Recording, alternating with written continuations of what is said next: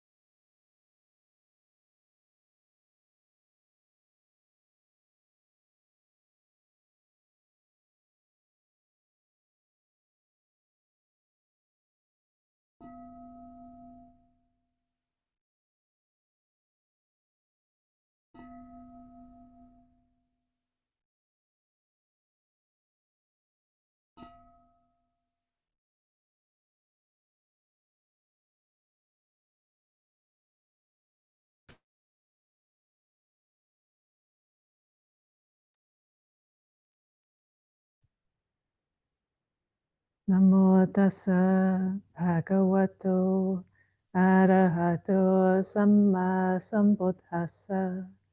Namo tassa bhagavato arahato samma sambuddhassa. Namo tassa bhagavato arahato samma sambuddhassa. Buddhang dhammang sanghang namasami. Oh, good afternoon, everyone. Welcome. And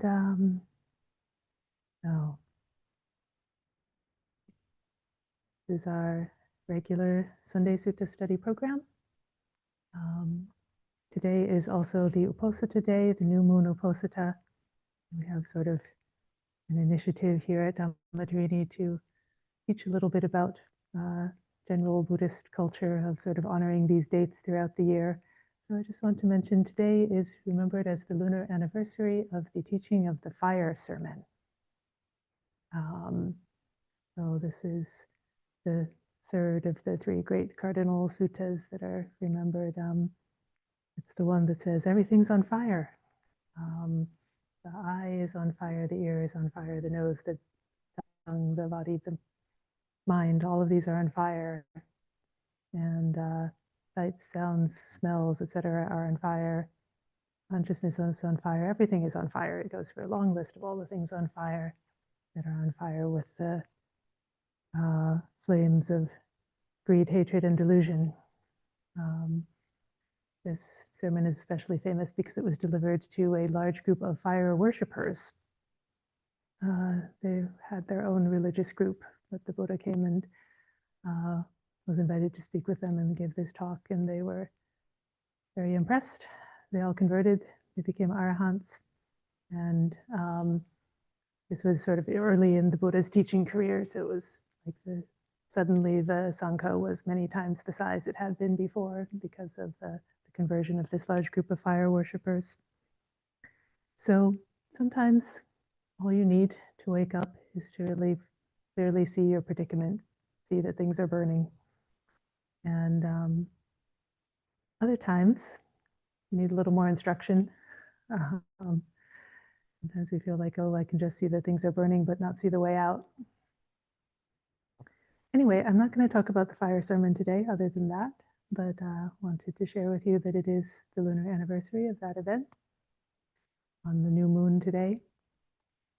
What I want to talk about more today is a little bit more about, well, how do we get out of our predicament? And again, with emphasis on the theme of peace that has been going around the past few weeks with this walk for peace in the southeastern United States. Many of you know about that, I think. And I've also been inspired by that and been wanting to give a little bit of my own contemplation about peace and then sharing that with all of you. So I have a few suttas today that are on the themes of equanimity, which I think is one of the things that leads up to peace, that is close to peace, makes the deepest peace possible. So just on the themes of equanimity and of peace. And there's a few of them. Some of them are short. One of them is quite long. That one's going to be at the end. I don't know if we're going to get through it all, but we'll see how far we get. So, starting with the first one. I can find it.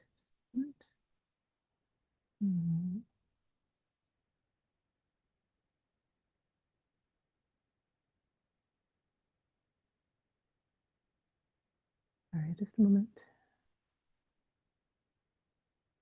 Okay.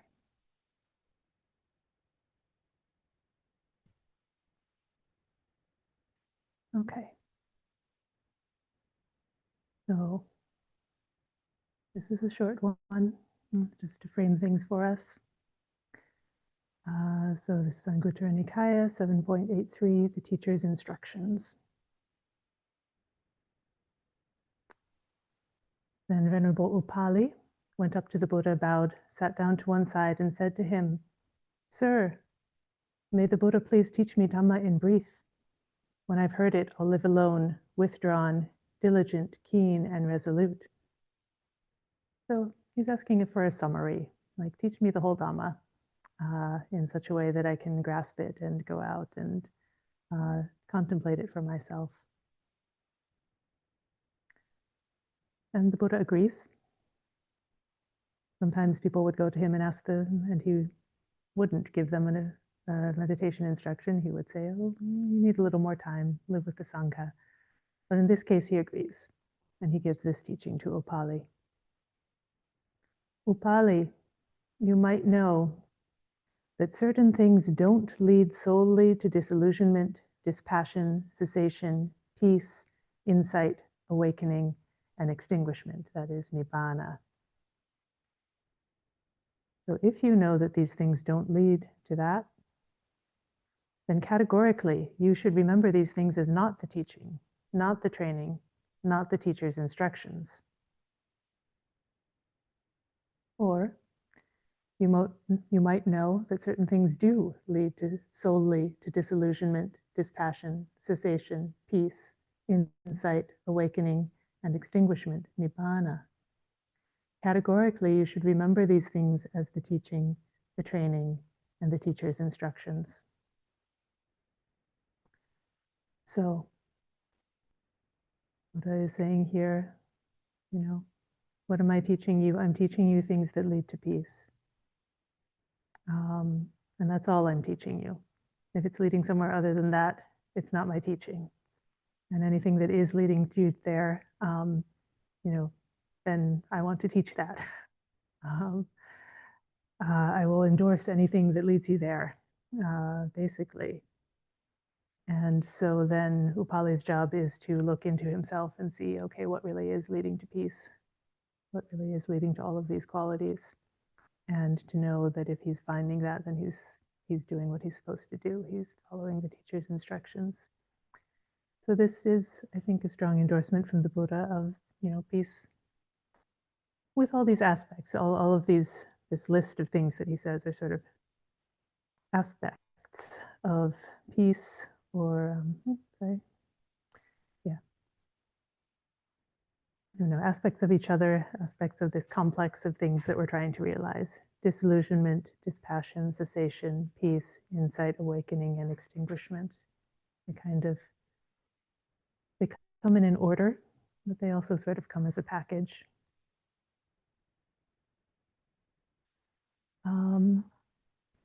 So this is just for framing. Okay, I'll move on to the next very short sutta. This is from Anguttara Nikaya, the twos, just a list of two things. There are, mendicants, these two kinds of happiness. What two?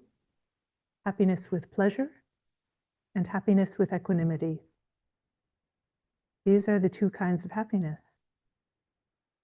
The better of these two kinds of happiness is happiness with equanimity. So in other places, we know the Buddha says that the highest happiness is Nibbana. And, we've just heard Nibbana is related with peace, awakening, insight, all of those things. And I think this is pointing to a role of, the happiness of equanimity being closely related with peace, closely related with Nibbana. And, it's a quality that is possible to develop in various ways. Feel like peace, you can seek peace, but maybe, I don't know if people feel like they're able to develop peace.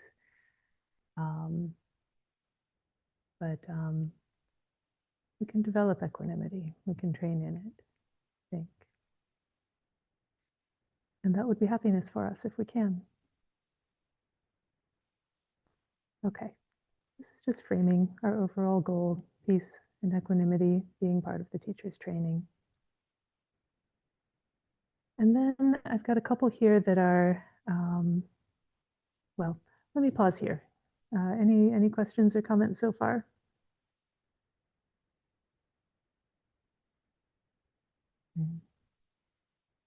This is okay. Yeah, just checking. Fairly basic. All right. So then the next thing I want to go to is a few suttas that are on the topic of equanimity and sort of what is equanimity or what is not equanimity. Yes, though I see a hand from Richard. Yes, please. Thank you, Aya. This sutra that's, you just took it off the screen, that's still sorry, on the screen. I'll put it back. Yes. I'm curious about something. It says happiness with pleasure, happiness with equanimity. Both sukhancha, I guess, is the word happiness. Upekkha is equanimity. But the first word there, satta. Yeah. What is, can actually, you click on this? Can you click on that satta there? Yeah, click on that. All right, yes. That will take you to another screen that'll give more definition. There we go. Okay. Still not very helpful, actually. Click on the second one from the top, Satta Sukhancha. That'll take you to a screen where you can break it apart. Yes. All right. Yes. Okay. Go up to the top and just erase that the end part. Yeah. There we go. Okay, just what is satta? Okay, pleasant. Pleasant, nice, agreeable. Pleasure, happiness, delight, comfort. Pleasure, happiness, ease, and comfort of meditation. So, fairly straightforward. It's kind of happiness. It's like happiness. Upekkha. You know what I mean? I mean, depending on which word you want to pick to use for it. That's why I was kind of curious about that. Yeah, it's a good point. I'm actually not familiar with this word for there's many words for happiness or related to happiness in Pali, and like what are their different flavors and their different connotations. I'm actually not familiar with this one. I'm not sure where else it appears. It seems, seems more on the like potentially worldly level. Maybe simple like comfort, comfort, just sort of things being nice, not necessarily bliss or like fun and excitement, but just things kind of being nice, is what I get out of it when I read this definition. Yeah. So did you have something? It's just curious. Okay. Just curious about the word. That's all. I'm just wondering. Yeah, no, it's a good question. I'm actually not familiar with satta in that meaning, so good to know. Thank you. All right. So what I want to go on to next is a few suttas that tell us a little bit about, give us a better view of what equanimity is and what equanimity is not. Just so we're sort of clear on what we're talking about here. Okay. So another sutta, this is Anguttara Nikaya 4:100, about the wanderer Potalya. Then the wanderer Potalya went up to the Buddha and exchanged greetings with him. When the greetings and polite conversation were over, he sat down to one side to the Buddha and said to him, and the Buddha said to him, the Buddha speaking, Potalya, these four individuals are found in the world. What for?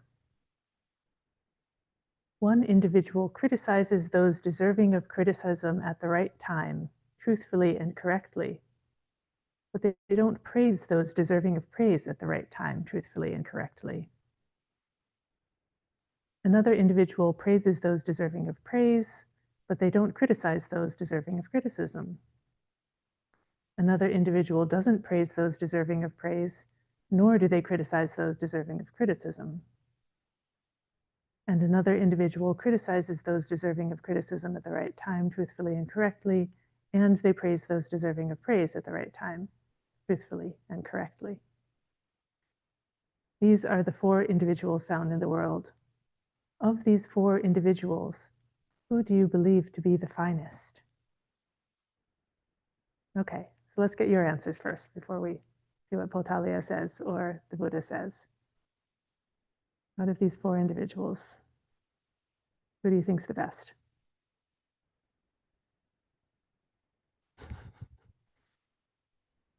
I guess the obvious answer would be the 4th, but I worry that there's a trick in the question. So Well, why do you think it's obvious that it's the 4th?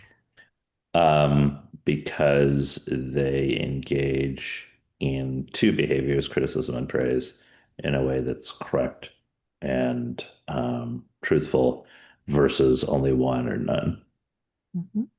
Okay.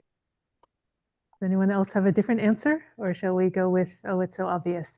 Elaine, yes. It's also at the right time. Mm-hmm. So that's a biggie, I think. Timing. Yes, yes. So yes, you're right. You've both clearly studied about right speech before. You know that speech being true and correct and at the right time is important, and important factors of right speech. Okay. Was there anyone who didn't think it was number 4? No? Okay, well, let's see what Potalya and the Buddha say. Potalya says, Mr. Gautama, of these 4 individuals, it is the individual who neither praises those deserving of praise at the right time, truthfully and correctly, nor criticizes those deserving of criticism at the right time, truthfully and correctly. That is the individual I believe to be the finest. Why is that? Because, worthy Gautama, equanimity is the best. So Potalya's idea here is that you should just not even care what the other people are doing. You shouldn't praise them, you shouldn't criticize them, you should just let them do their thing and you stay out of it. And that's equanimity. That seems to be his idea, is that it's sort of this disengaged, just not saying anything.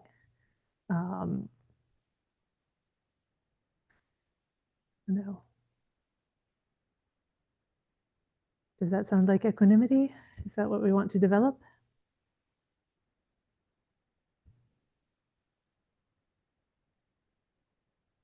No? No. I would say what he's describing feels more like maybe confusing equanimity with sort of abandoning engaging with the world or being aware of those in it. Almost a kind of obliviousness to the world, maybe. Right. Yeah. Okay. Well, let's see what the Buddha says then. Buddha says, Otalya, of these 4 individuals, it is the individual who criticizes those deserving of criticism at the right time, truthfully and correctly, and praises those deserving of praise at the right time, truthfully and correctly. That is the individual I consider to be the finest. Why is that? Because, Potalya, understanding of time and context is the best. So, yeah, so it's basically what you were saying, is like clarity. We should be clear about what's true, and we should act accordingly with wisdom at the right time. That this is actually, well, the Buddha doesn't say here that it's an aspect of equanimity, but he makes clear that equanimity is not the opposite of that. Equanimity is not just being checked out and not noticing anything. That we do want to be understanding time and context and acting appropriately, truthfully, correctly at the right time. Okay, so let's see what happens next. Potalya is convinced. He says, oh, you're right. No, I think so too. Excellent, worthy Gautama, excellent. If you were writing the overturned or revealing the hidden or pointing out the path to the lost or lighting a lamp in the dark so people with clear eyes can see what's there, worthy Gautama has made the teaching clear in many ways, goes for refuge, and requests to be remembered as a lay follower who has gone for refuge for life. So Otalia was pretty easy to convince. He just needed somebody to point this out. And again, this is a short sutta, just that one point, showing us equanimity. What we're talking about is not disengagement. It's not noticing what's good or not good in the world. It's something other than that. Okay. Another sutta, again, about what is and is not equanimity, or what are the proper uses or not of equanimity. Okay. So now we're moving to the realm not of speech, but of meditation. The Buddha is speaking here. This is Anguttara Nikaya 3.102, the Nimitta Sutta. The Buddha is speaking. He says, mendicants, a mendicant committed to the higher mind, that is one who's training with meditation, adicitta, they should focus on three bases from time to time.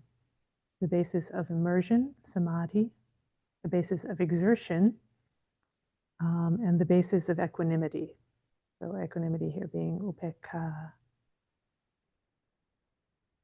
If a mendicant dedicated to the higher mind focuses solely on the basis of immersion, samadhi, it's likely that their mind will incline to laziness.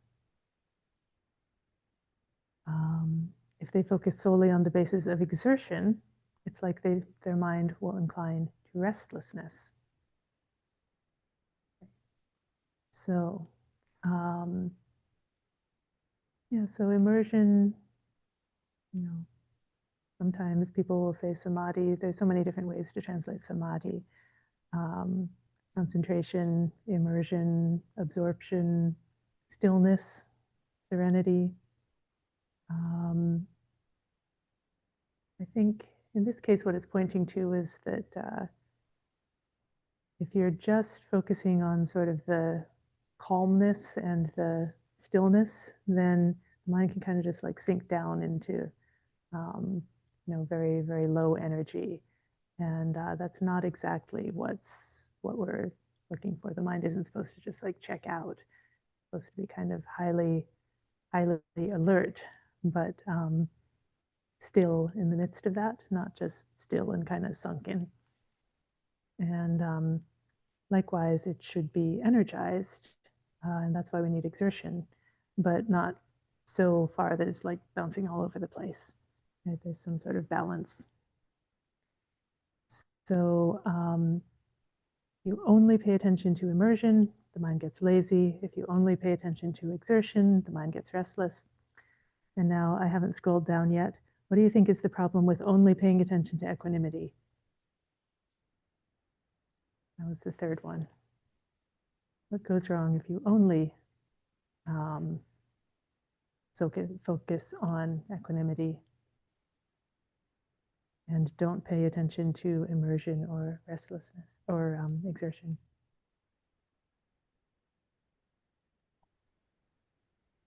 Could it be that when you're experiencing laziness, you cannot combat it with exertion, and when you're experiencing restlessness, you can't sort of combat it with immersion? Maybe, just guessing. Okay, yeah. Elaine, you had a hand also?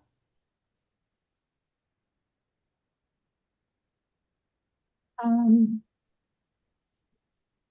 had an answer ready and I've forgotten it. Okay.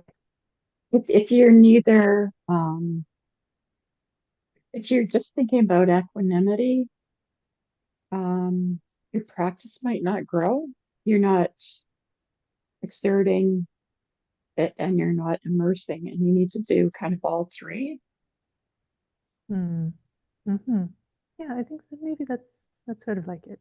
So yeah, what the Buddha says here is if they focus solely on the basis of equanimity, it's likely their mind won't properly become immersed in samadhi for the ending of defilements. So basically, if you're just focused on equanimity, again, it's like you're letting anything go, right? The mind is just doing what it's doing, and you're like, oh, that's fine. But he's saying here, actually, no, you need to be adjusting a little bit, not continuously, like pushing it here and there, but you need to sort of be watching and ready to act, ready to put forth a little bit of exertion when needed, ready to calm things down a little bit when needed also. Richard, yes.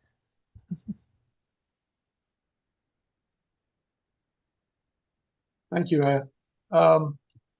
So my opinion is that if you're focusing only on samadhi, then you may just be like enjoying the samadhi and not going forward towards nibbana, which is the goal. That's what you're supposed to be using these tools to get to. If you're doing too much exertion and you don't make quick progress, you might get frustrated and restless. So you'll fall away from being able to do the samadhi because of that. And if you focus just on equanimity, then you're not using the samadhi to do the activity that you need to push forward for nibbana, like that. So I think it goes in that way. Now, I'd like to go back to that sutta. I quickly looked up in the English Pali Dictionary, and it said that sita, S-I-T-A, it could be sita, I don't know. It's equal to that satta. So there are 5 definitions for citta, and 2 and 3 deal with being bound. Let me just look at it here. The second one is stuck in, and the third one is bound. So I think what it's saying is that there's happiness that you get by desiring objects and things like that and being bound to those objects. And then there's the happiness of just pure equanimity that doesn't involve trying to grasp or push away or whatever, objects like that. I think that's the real implication that they were striving for. Anyways, thank you very much for listening. All right, thank you. Let's go back to the sutta here, and I think we got the basic idea here, but the Buddha explains a little bit more and gives a nice metaphor, so let's keep reading. When a mendicant dedicated to the higher mind focuses from time to time on the basis of immersion, from time to time on the basis of exertion, and from time to time on the basis of equanimity, then, through working with all 3, their mind becomes pliable, workable, and radiant, not brittle, and has become rightly immersed in samadhi for the ending of defilements. It's like when a goldsmith or a goldsmith's apprentice prepares a forge, fires the crucible, picks up some native gold with tongs and puts it in the crucible. From time to time they fan it, from time to time they sprinkle water on it, and from time to time they just watch over it. If they solely fanned it, the native gold would likely be scorched. If they solely sprinkled water on it, it would cool down. And if they solely watched over it, it would not be properly processed because they wouldn't know when to fan it and when to cool it down. But when that goldsmith fans it from time to time, sprinkles water on it from time to time, and watches over it from time to time, then that native gold becomes pliable, workable, and radiant, not brittle, and is ready to be worked. Then the goldsmith can successfully create any kind of ornament they want, whether a bracelet, earrings, a necklace, or a golden garland. In the same way, a mendicant committed to the higher mind should focus on the 3 bases from time to time: immersion, exertion, and equanimity. Their mind becomes pliable, workable, and radiant, not brittle, has become rightly immersed in samadhi for the ending of defilements. And they extend the mind to realize by insight each and everything that can be realized by insight, and they are capable of realizing those things, since each and every one is within range. So they can develop the psychic powers, and most importantly, they can realize the undefiled freedom of heart and freedom by wisdom in this very life, and live having realized it with their own insight due to the ending of defilements. Because of the way that they've been working with the mind, they are capable of realizing these things, since each and every one is within range. So, again, this is pointing to the importance of equanimity, but also seeing, how it works with other factors and qualities of the path also. It's not just that we're watching the world go by and never doing anything. It's not what's meant by peace. It's what's meant by the undefiled freedom of heart and freedom by wisdom in this very life, not what's meant by the ending of defilements. So, any questions or comments at this point? Elaine, yes, please. It brings to mind the five faculties and the balancing faith with doubt, energy controls laziness, and so on. Mm-hmm. Yeah, it's from the Dharma list. I'm getting there. Yeah. The Buddha has a number of these lists where some of the elements are like trying to be in balance with each other. So yeah, the five powers are like that, where faith has to balance wisdom and energy has to balance calm. The seven enlightenment factors are also like that. There are three that are energizing and three that are calming.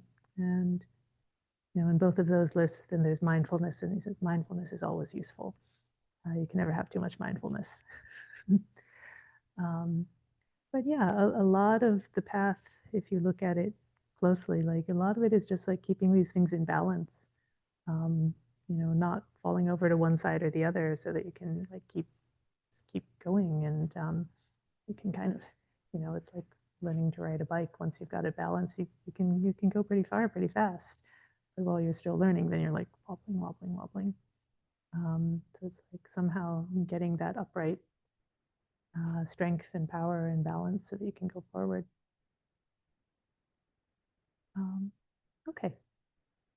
Any other comments here?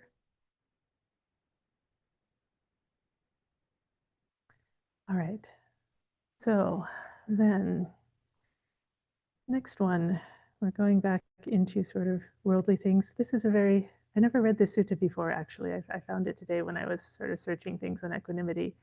And the title, "You Should Be Disgusted," is an unusually sort of strong title, but I think that is literally what the title means. So anyway, we'll look at this. And again, the purpose, the reason I'm bringing this up is to look at, an aspect of equanimity, what it is and what it isn't. So the Buddha says, these three individuals are found in the world. What three? There is an individual you should be disgusted by, and you shouldn't associate with, accompany, or attend them.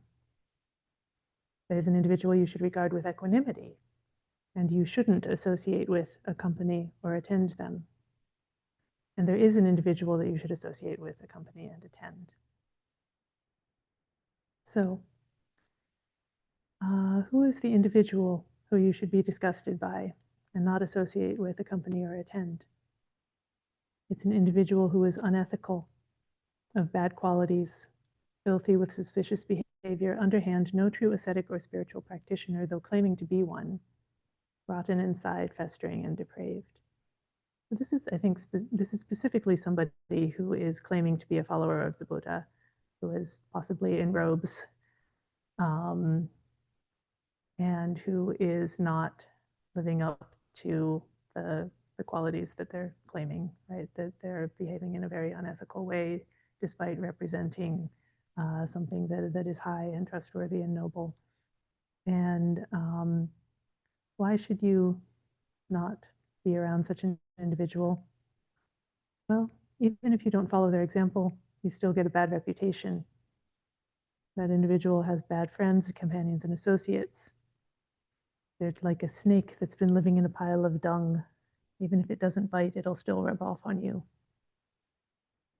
In the same way, even if you don't follow the example of such an individual, you still get a bad reputation.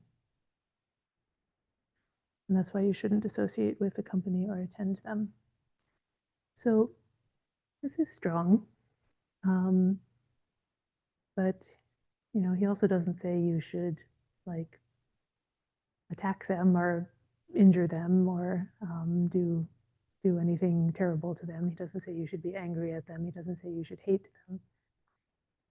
I think this is, you know, in the context of, you know, like, well, there's Hiri Otapa, the teachings on moral shame and dread is one way it's translated. It's also translated sometimes as self-respect and respect for others. And it's like, you know, if you find yourself stepping into something bad, nasty, smelly in your own behavior, then the proper reaction is actually disgust because it brings you out of it. Not to maintain that disgust as like some intrinsic quality of yourself or of, you know, the other person, depending who it is, but just, you know, the thing that's supposed to be like, oh, I don't want to be there. Let me get back. To protect yourself and to protect, you know, or for that other, protect yourself either from yourself or from the other person. That's like the useful thing about disgust. It, you know, it makes us like if food has gone bad and it smells bad, then you're disgusted and you don't eat it, right? And that's for your protection. Similarly here. And anyway, so basically if somebody's doing something really bad, unethical, and lying about it, then you should really just be like, I don't want to be around that. Let me step away from that. Let me remove myself from that. And you should do that whether it's another person who's doing it or whether it's you who's doing that. I think this person is not like, we should never think that this is a permanent characteristic of another person or of ourselves. We should see that people can act in a certain way at a certain time, and that, you know, but it's also possible for them to come out of those behaviors. And so if we see it, then disgust is good because it comes out of those behaviors. It's not like disgust is attached to that person forever. So we should not associate with this kind of behavior as it's manifesting in that person at that time. And if we see it in ourselves, we should not associate ourselves with that kind of behavior. We should put that aside. We should come out of that. Anyway, so the next one is really why I got into this sutta. But I think this thing about disgust is sort of, you know, it's strong, so it takes a little bit of discussion. Let me get to the next one, and then we'll come back and we can talk more about disgust if anyone wants to.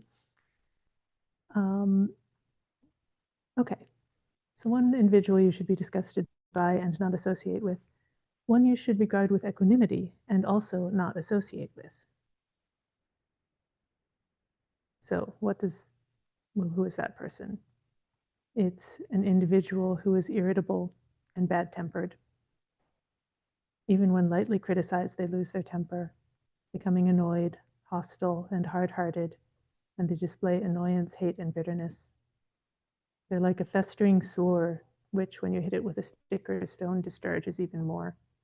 In the same way someone is irritable and bad-tempered. They're like a firebrand of pale moon ebony, which when you hit it with a stick or stone sizzles and crackles even more. In the same way someone is irritable and bad-tempered.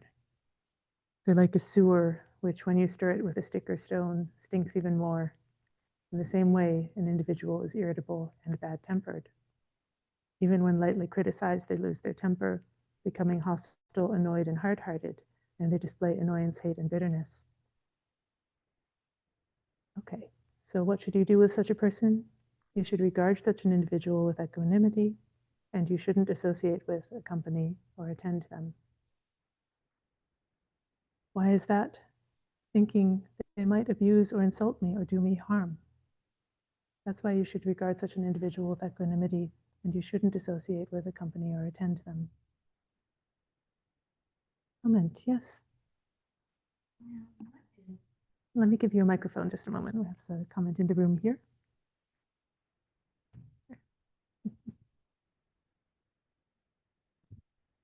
What if one such person is our parents, and the Buddha says to cherish our mother and father or to provide for them? But what if that's the exact description of one of our parents? Right. Well, then the question, I think, is what does associate with mean? It doesn't necessarily mean that you're never in the same room with them. I think it doesn't necessarily mean that you don't try to help them in some way. It does mean that you do what you need to do to protect yourself from their bad qualities. Whether they are insulting, abusing, or doing you harm, or whether you yourself are getting angry in response, which is also a hurtful thing for your own heart. So yeah, these things are they're difficult, and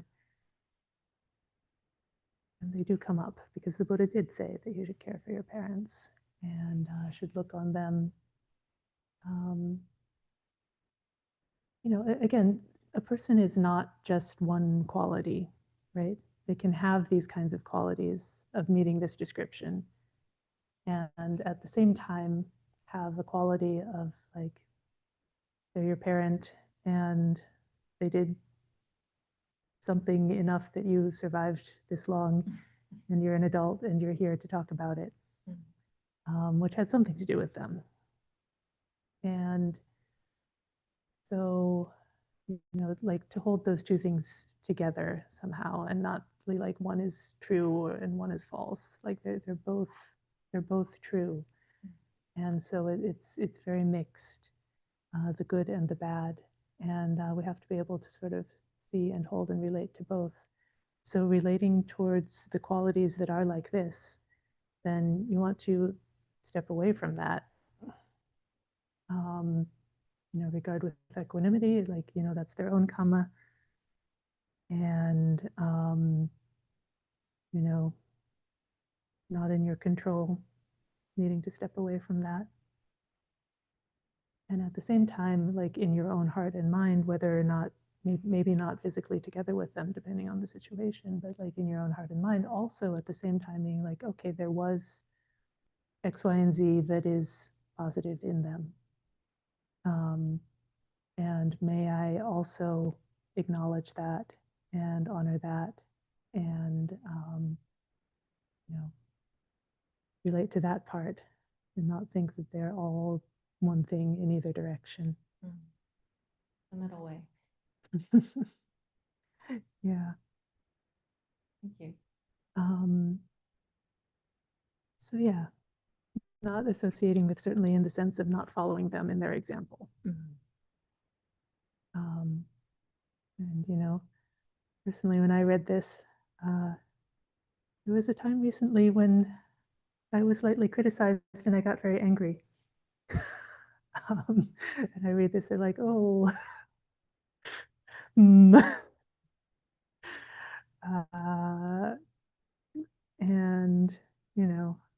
I also can become annoyed, hostile, and hard-hearted, and display annoyance, hate, and bitterness. I also have that in me. And so then I look at this and like, okay, how do I regard that in myself? Well, a certain amount of equanimity, like what's done is done. That is my karma. And I will experience the results of that, and okay. And the other part is let me not associate with and follow and depend upon whatever it was in me that had that reaction. Let me not think, oh, that's the one that I should be developing and following and being like identifying with. So I think, we can see these things in our own hearts, and we can see it in others. And this is where the reflection on karma is very helpful. I think it's like we're all the owners of our actions, both good and bad. And only of that, not of what the others do. They have their own, they make their own choices, they make their own decisions, they will experience the results of those. And we have ours. We make our own choices, we make our own decisions, and we will experience the results of that. And so we don't need to worry about it beyond doing what we can do, which is to work with our own hearts and minds and do our best. Okay, Richard has had a hand up for a while. Yes, please. Thank you, Aya. This word, jiguttabo, and also, if you look in the dictionary, the first thing it gives is shun, and the next is avoid, and then the third is disgust. So my feeling is that disgust is probably a little strong, but Bhikkhu Bodhi uses the same in his translation. I think it just means you should avoid the person, myself, like that. Because all the description is, if you hang around with them, you're going to get bad reputation, all these things. They may turn on you and attack you too, or something, you know what I mean? So just avoid that person, right? Whereas the second one, they say treat with equanimity, because it's not so bad, you know what I mean? So you can still kind of be around them, but, just, don't pass judgment, don't do anything. So why would Buddha tell you to be totally disgusted with the first one and then say, don't pass any judgment at all, right? On the next one. If you look at number 2 there, shuns, desires to avoid, like that. This is a little bit different from the Pali English dictionary, the standard Pali English dictionary. So in the Pali English dictionary, this comes first, and then it goes to this one. So I'm not sure if that's just their choice, to do it that way. I'm not saying one is correct, one is the other. It isn't, but holding a thought in your mind like disgust is really, it's like anger, and you know what I mean? It's like, why would you know what I mean? You're not supposed to be cultivating that type of thought, right? So just thinking, okay, I'll just avoid this person, then your mind is like even and settled. It's not, you know what I mean? You're not. No, I don't think you're supposed to be like bringing up disgust, like every time you think of that person is like you, and developing that with regard to the person. But I do think, like with regard to a certain behavior, it's good to come out of it. And I think the food analogy here actually is good. This word actually appears in the reflection on the off-putting qualities of the requisites that you do at the end of the day. You say, oh, this alms food is not disgusting as it is, but when it comes in contact with the body, it becomes extremely disgusting. That, it goes in one end, comes out the other, and we considered it pretty disgusting when it comes out the other end usually. And it is that kind of disgust. It's meant to be just like, this is gross, I shouldn't eat this, or I should eat only what's necessary, right? It's usually translated as disgust, and that's where I'm sort of most familiar with this word from. So I don't know. I mean, yeah, I don't think we want to make too much of it, but I don't think we also want to completely minimize it. I think the Buddha is actually speaking sort of strongly here. And he did speak strongly sometimes in ways that, depending on our conditioning, might be shocking, or might be, I don't know, would he have, if he had grown up in the United States in the 20th or 21st century, would he have used the same words? I'm not sure. Or would he have tried to make it sort of softer, kinder in some way to avoid getting into because people can get these whole like shame complexes around things that are not healthy. And then the Buddha is trying to tell us about what is a healthy form of shame, but people can get it in the wrong way, or a healthy form of disgust, but we can get it in the wrong way.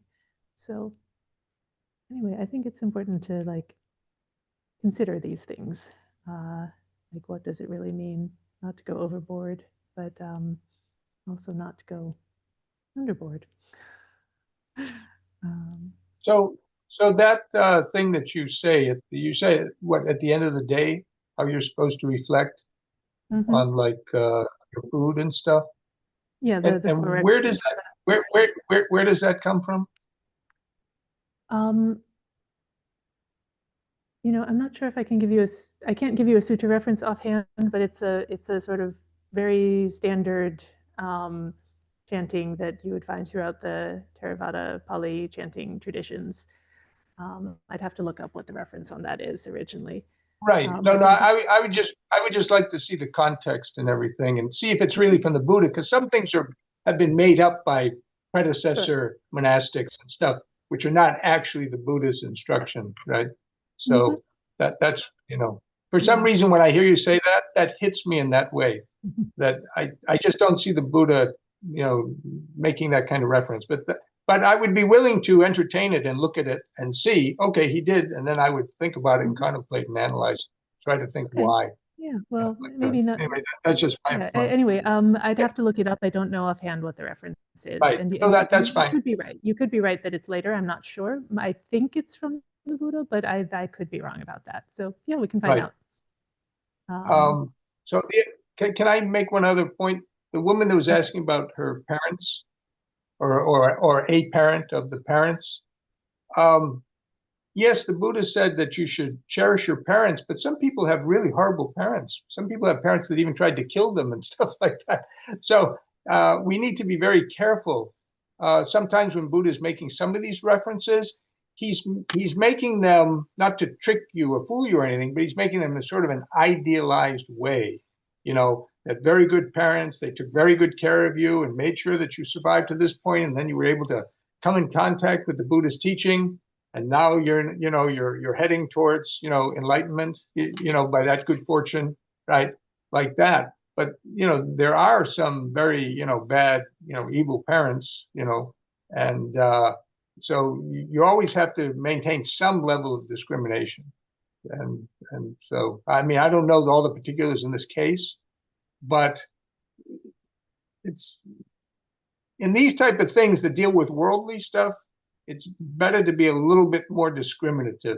I'm not saying when the Buddha's talking about nirvana or how to attain nirvana or jhanas or things like that. I'm talking about, the world is a little too rough place, and so things aren't always so perfect and smooth and everything like that. Anyways, that's all I wanted to say. Thank you very much for listening. Yeah, thank you. I think, yes, what you were just saying is basically what I'm trying to get at here is that, yes, we want to develop equanimity, but not giving up our sense of discrimination of what is, right and wrong, and what is useful or harmful. We should still have a sense of that, and we should still act accordingly, even as we are developing in equanimity, even as we are seeking peace. That we should not ignore what is harmful. We should come out of it. We should be away from it. Okay. Okay. Well, I want to go on with this a little bit. So the third individual is someone who is ethical, of good character. And you should associate with a company and attend such an individual. Why is that? Even if you don't follow their example yourself, you still get a good reputation. And let's see. Someone who associates with an inferior goes downhill, but associating with an equal, you'll never decline. And following the best, you'll quickly rise up. You should keep company with people better than you. So, okay. Anyway, my main point with this, again, was just like, what are the limits of equanimity? Where is it proper to apply it? And where do we need to have some wisdom and discernment so that we don't just, don't just sort of slide down into, I don't know, an awareness in some way. Okay. So all that is a sort of framing. So we do think that peace is, peace is what we're aiming for. Happiness with equanimity is what we're aiming for. Equanimity does not mean being checked out and just letting whatever go. But let's then talk about what does it mean to develop peace, to train for peace. And I want to go to the Dhatuvibhanga Sutta, which this is a very famous sutta. It's really one of the greatest suttas. I think not only in my opinion, others also think so, some people. And it's long. We're not going to have time for all of it. But it has one of the most beautiful descriptions of training for peace, and then what does it mean to be a sage at peace. So, okay, so we'll go through the beginning part a little bit quickly. The Buddha is wandering by himself, arrives at Rajagaha. He spends the night in a potter's workshop. The potter tells him, oh, there's already another renunciate staying there, but you can stay too. And so he unexpectedly meets this other gentleman named Pukusati who's staying in the potter's workshop with him. And now Pukusati had gone forth out of faith from the lay life to homelessness in the Buddha's name.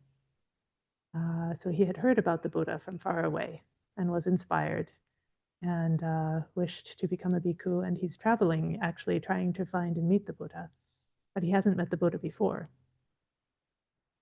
So he's staying overnight in the workshop on his way to try to meet the Buddha. And the Buddha just happens by and stays in the same workshop as him. The Buddha says, oh, if it's no trouble, I'd like to spend the night in the workshop with you. He says, sure, welcome, stay as long as you please. Both of them meditate all night together. The Buddha is impressed and asks Pukusati, who's your teacher? Pukusati says, oh, the Buddha is my teacher. I've gone forth in his name. I believe in his teaching. The Buddha's like, oh, well, where is this teacher? Have you seen him before? And Pukusati says, no, I've never seen him and I wouldn't recognize him if I did. And then the Buddha decides, okay, I will teach him the Dhamma. And so he does. And this is a little bit complicated. Again, we won't go through all of these lists the Buddha is about to say. He says this person has 6 elements, 6 fields of contact, 18 mental preoccupations, and 4 foundations. Where they stand, the streams of conceiving do not flow. And where the streams of conceiving do not flow, they are called a sage at peace. Do not neglect wisdom, preserve truth, foster generosity, and train only for peace. Okay, so this is the summary, but it's already promising, right? Sounds pretty good. Here's how you be a sage at peace. Don't neglect wisdom, preserve truth, foster generosity, and train only for peace. Now the Buddha is going to tell us how. This person has 6 elements, and he explains, okay, earth, water, fire, air, space, and consciousness. They have 6 fields of contact. These are the 6 sense bases. They have 18 mental preoccupations. So if they see something, they relate to it with happiness or sadness or equanimity. And then through the other 5 senses, if they sense something, they hear a sound, smell an odor, taste a flavor with the tongue, That's a basis for happiness or sadness or equanimity. And so they get preoccupied through the senses with happiness or with sadness or with equanimity.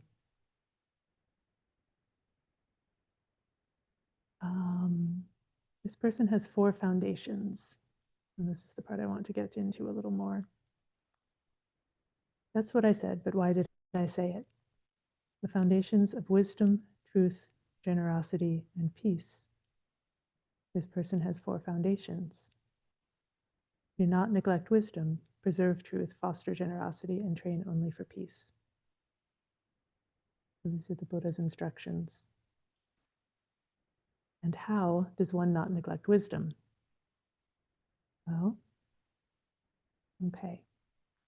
They contemplate the earth element, internal to the body, in the parts of the body, and also externally, knowing them both just as earth element, knowing them as not mine, I am not this is not myself, becoming disillusioned with the earth element, detaching the mind from the earth element, similarly with water and with fire and with air and with space and with consciousness. With space. And then after that, you have grown disillusioned with those other 5 elements, detaching the mind from the space element. And what remains is sheer consciousness, pure and bright. Okay, and remember, we're still in the not neglecting wisdom part here. This is all under the heading of how to not neglect wisdom. So we've seen with right understanding about the elements, detaching the mind from them. And what remains is sheer consciousness, pure and bright. And what does that consciousness know? It cognizes pleasure and pain and neutral. Pleasant feeling arises dependent on a contact to be experienced as pleasant. When they feel a pleasant feeling, they know, I feel a pleasant feeling. And they know with the cessation of that contact to be experienced as pleasant, the corresponding pleasant feeling ceases and stops. They see the conditionality of pleasant feeling. Similarly, they see the conditionality of painful feeling. It arises for a reason, it stops for a reason. And they see the conditionality of neutral feeling. They know it, and they understand that with the cessation of the contact to be experienced as neutral, then the corresponding neutral feeling ceases and stops. Okay. The Buddha gives a metaphor. When you rub 2 sticks together, heat is generated and fire is produced. When you part the sticks and lay them aside, any corresponding heat ceases and stops. So, in the same way, when the conditions are no longer there for a pleasant feeling, it will cease, just like taking the sticks apart. You're removing the conditions for it. Similarly for painful or neutral feeling. And this is, this is actually sort of a contemplation. This is like how to step out of being obsessed with painful, unpleasant, and neutral feeling. And with the cessation of that, then there remains only equanimity. Pure, bright, pliable, workable, and radiant. And here again, we have that same metaphor as before of the goldsmith. From time to time, they fan the gold. From time to time, they sprinkle water on it. From time to time, they just watch over it. And through this, the native gold becomes pliant, workable, radiant, not brittle, and can be formed into any kind of ornament. So let's see here. Bhante Sujata's note. This is the purified equanimity of the 4th absorption, the 4th jhana. Although the teaching is framed in terms of the development of discernment vipassana, nonetheless it follows the pattern of the absorptions, leading through the first 4 form absorptions to the radiant consciousness they can experience the formless. So this is Anyway, so they've purified their equanimity through their contemplation, through vipassana, really, coming to see the conditionality of things. And they understand what they can do with this equanimity. If they were to apply it to the dimension of infinite space and develop the mind accordingly, this equanimity of mind relying on that and grasping would remain for a long time. Similarly, for infinite consciousness, the dimension of nothingness, the dimension of neither perception or non-perception. So these are the four formless realms. And if you apply a mind of purified equanimity to them, then you can remain a long time in the formless realms. This is very, very highly developed meditation practice. And they understand, if I were to apply this equanimity so pure and bright to the dimension of infinite space, my mind would develop accordingly. But that is conditioned. So they're at this very high level of meditation, but they're seeing something that is not just calm. They're seeing the conditionality of this also, that they're only able to enter and maintain these states depending on other things, right? It's not going to last forever. It's conditioned. It's not a complete safe refuge for them. So, but that is conditioned.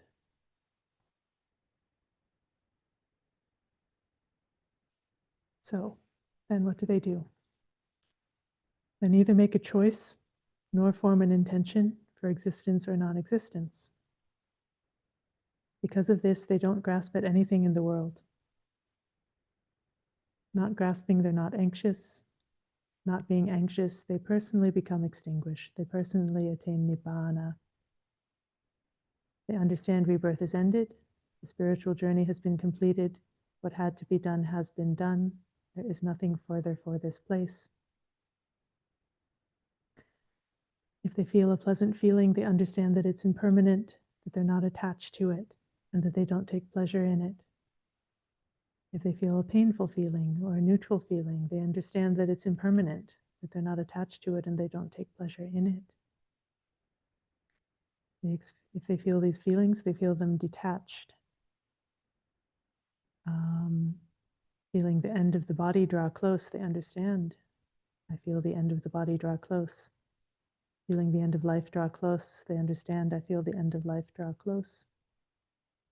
They understand when my body breaks up and my life has come to an end, everything that's felt, since I no longer take pleasure in it, will become cool right here. Suppose an oil lamp depended on oil and a wick to burn. As the oil and the wick are used up, it would be extinguished due to not being fed. In the same way, they feel the end of the body drawing close, they feel the end of life drawing close, and they understand that after that, everything will become cool right here, everything that's felt. Therefore, a mendicant is thus endowed with the ultimate foundation of wisdom. For this is the ultimate noble wisdom, namely the knowledge of the ending of all suffering. Okay, so this was the first foundation. This is wisdom. What does it mean? The knowledge of the ending of suffering, seen through their own experience of feeling and their relation to feeling. They see that they are not suffering from that anymore. It will become cool. So their freedom, being founded on truth, is unshakable. So this was the second instruction. The first was don't neglect wisdom. And we've just heard what is the ultimate noble wisdom. The second instruction is preserve truth. So their freedom being founded on truth is unshakable. For that which is false has a deceptive nature, while that which is true has an undeceptive nature. Extinguishment, nibbana. Therefore, a mendicant thus endowed is endowed with the ultimate foundation of truth. For this is the ultimate noble truth, namely that which has an undeceptive nature. Nibbana. So everything else is deceptive. Everything else can confuse us. But they have the ultimate noble wisdom, and they are founded upon the ultimate truth of Nibbana. In their ignorance, they used to acquire attachments. Those have been cut off at the root, made like a palm stump, obliterated so they are unable to arise in the future. Therefore, a mendicant thus endowed is endowed with the ultimate foundation of generosity. For this is the ultimate noble generosity, namely letting go of all attachments. This is the third instruction to foster generosity, through letting go. Letting go and giving are ultimately the same here. This is the ultimate generosity, letting go of all attachments, no longer claiming anything as your own. Okay, so those were the first three instructions. The fourth is to train only for peace. And this is how you do it. In their ignorance, they used to be covetous, full of desire and lust. That has been cut off at the root, made like a palm stump, obliterated so it's unable to arise in the future. They used to be contemptuous, full of ill will and malevolence. In their ignorance, they used to be ignorant, full of delusion. All of that has been cut off at the root, made like a palm stump, obliterated so it's unable to arise in the future.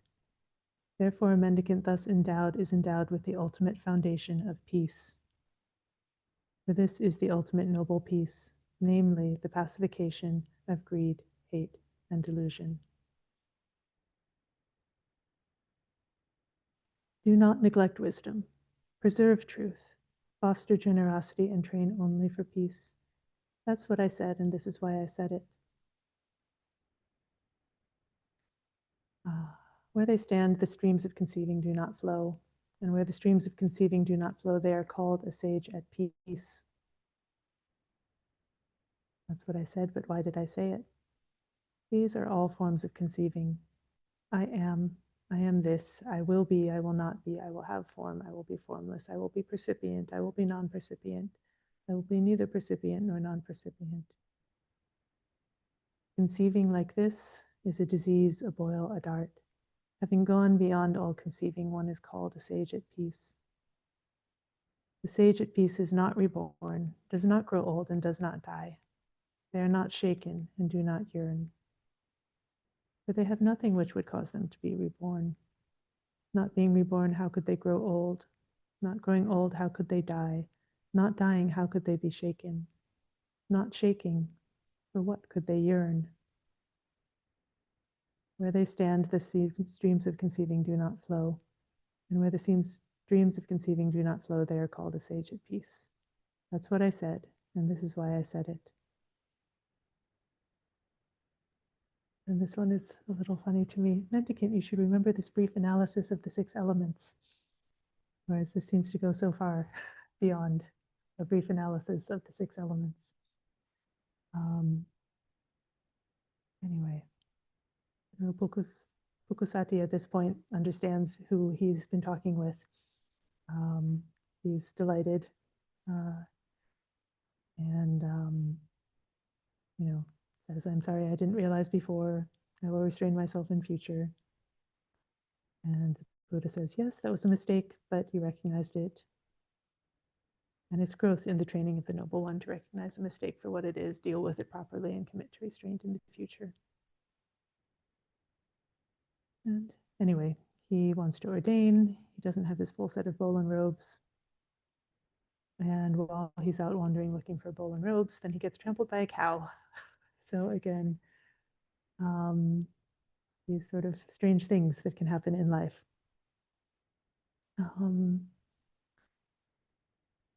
But the Buddha says afterwards that Pukusati has become a non-returner. He's been reborn spontaneously and will become extinguished in the formless realms, not liable to return from that. So anyway, that's the end of the framing story. The main thing I wanted to do here is just, I don't know, I don't even really have anything to say about it other than what's here. but it's just a really beautiful image of like what is it to be at peace and what does it take to get there. And hoping we can do that. That really is our training. We're training only for peace.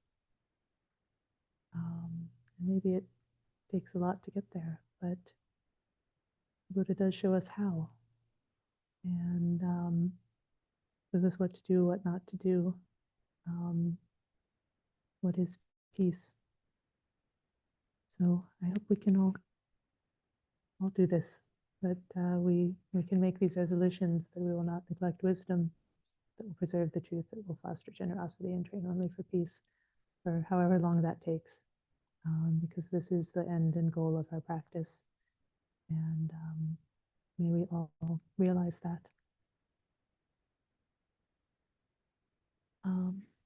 Okay, we only have a couple minutes left. Are there any comments at this point? Obviously, we could spend a lot more time on that sutta, or we could also just let it speak for itself. Those are sort of the two ways I know to interact with that one. But yeah, anybody?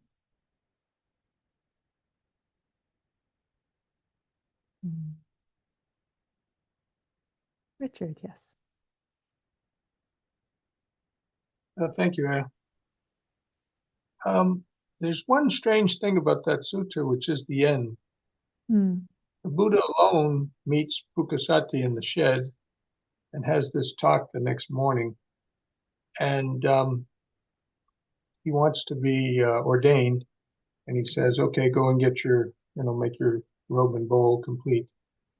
And he goes out and then unfortunately gets killed by a cow. There's actually another sutra where that happens to somebody. I don't know if there's actually, I think there's 4 instances of people getting killed by cows. And then there's the commentary says it's the same cow that was like a demon cow and they'd all done something terrible to this demon cow in the previous lifetime or something. I don't remember the exact story. But yes, there's several instances of people being killed by cows at just after they've made some great realization in the Dhamma. So watch out. So you have a great realization. But the thing I'm noticing is that then a bunch of bhikkhus come and talk to the Buddha about him. But how did they know about him? Yeah, good question. So I'm wondering if the sutta was a little longer or something, and something got dropped out. It might have been that some bhikkhus came by, and maybe the Buddha said, "Oh, I had this conversation with this individual named Pukasati, right? And I told him to go and find. Has anyone seen him anywhere?" And then maybe one of them had heard he had been killed. You know what I mean? So I think there's maybe a few verses. It would only take a few verses more to clean a little bit of a plot hole there. It's true. Yeah, it's just a speculation on my part. But these are very old, so it's possible that something could have been lost. Especially the way they used to make them out of palm. What was it? Palm strips? Yeah, palm leaves. Yeah. So yeah, all you have to do is lose one or two of those strips accidentally, and there it goes. Anyway, I just thought that was interesting. Anyway, thank you for this. Yeah. Okay, thank you. Anyone else? Daniel? Yes.